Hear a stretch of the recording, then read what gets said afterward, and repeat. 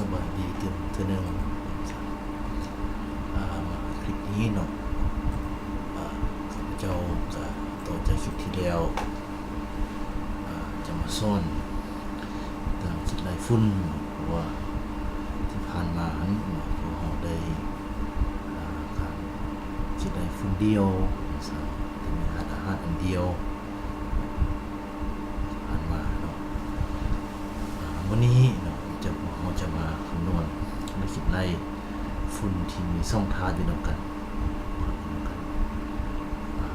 ว่าเป็นการเพิ่มระดับความยากขึ้นตึมถ้าในจิตไล่ด้วยมือในความจริงแต่ว่าในที่นี้เราจะมาใส่โปรแกรม Cough Analysis นี้เวอร์ชัน 1.1 นี้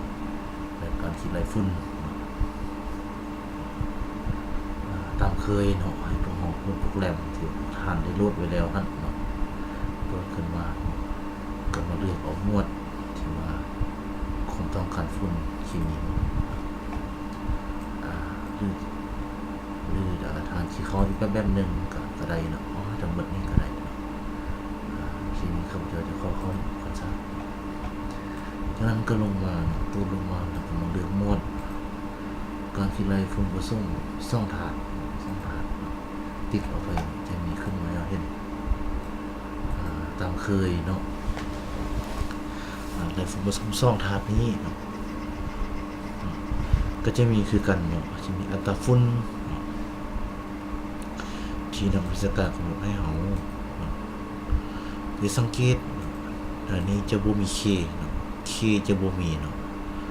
K จะบ่มีเนาะธาตุ K บางท่านอาจจะเขาจะแจ้งเทื่อเนาะ K นี่มันธาตุหยังเนาะ K นี่มันธาตุที่ว่าคือข้ามกลุ่มเขาได้เห็นเนาะธาตุ5นี่ตอบสนองเนาะในการให้ฮากเนาะหรือหัวแล้วก็ต้านทานแก้พยาธิเนาะสั้นๆเนาะถ้าทางศึกษาลึกลงไปกับ K นี่อาจจะมีความสามารถที่หลากหลายว่าซั่นซะเนาะมันจะได้ทำหัวแล้วยังมีอื่นๆตึมเนาะส่วนว่า P นี้เนาะการเติบสนองการเจริญเติบโตในการให้มากให้ดอกติดมากนั่นก็คือ1องศาในการเริ่มติดมากจอดอกเขาจะใส่ K นี้หรือใส่ P นี้เนาะ N นี้เนาะ N นี้ไม่ควรว่าเป็นการให้ในการเจริญเติบโตทางใบของพืชทางลำต้นและการขยายตัวต่างๆจะต้องพืชจะต้องการ N หลายที่สุด N หลายที่สุดท่านเข้าใจคร่าวๆนี่ก่อนเนาะวันนี้เราจะมาเรื่องฝุ่นก่อนว่าซั่นซะคือที่ผ่านฮู้เนาะย้ำคืนเทื่อนึงอัตราฝุ่นที่เพิ่นให้นี้จะเป็นทางวิชาการที่ให้เอามาในการคิดไล่นี้สูตรฝุ่นมันจะมีอยู่2สูตรสูตรที่1และสูตรที่2สูตรที่1ก็ตามเคยเนาะP จะบ่มี K จะบ่มีเขาจะเอิ้นเป็นยูเรียเนาะสูตรที่2จะมี N P นี่เนาะ K นี่จะบ่มีเนาะตามหลักวิชาการที่ว่าได้ให้มาที่ผ่านมาโดยทั่วไปแล้วซะเขาจะกำหนดอัตราฝุ่นเท่าใดเนาะเขาจะใช้ N อยู่ตัวอย่างว่า80กิโลเนาะPU เนาะ60กิโลสมมุตินักวิชาการให้เนาะฝุ่นท้องตลาดเด้เนาะในนอนเนาะที่สมมุติสูตรเนาะเป็นสูตรถือว่าโดยทั่วไปว่าซะเนาะที่สมมุติสูตรบางท่านอาจจะบ่เข้าใจเนาะก็ปุ๋ยเร่งก็ได้เนาะมองไปก็ได้ปุ๋ยเร่งเป็นสีขาวกันเนาะเพื่อเฮ็ดทางการเกษตรกรรมที่จะฮู้ดีเนาะปุ๋ยเร่งส่วนว่าสูตรฝุ่นสูตรที่2นี้เนาะโดยทั่วไปจะเห็นค่าตามท้องตลาดจะแม่น16เนาะ16สาวสูตรหรือ46หรือ16สูตรเนาะมันจะมีหลายสูตรให้เราเลือกจากนั้นข้าพเจ้าจะไปอธิบายเติมว่าสูตรพวกดังกล่าวนี้เนาะ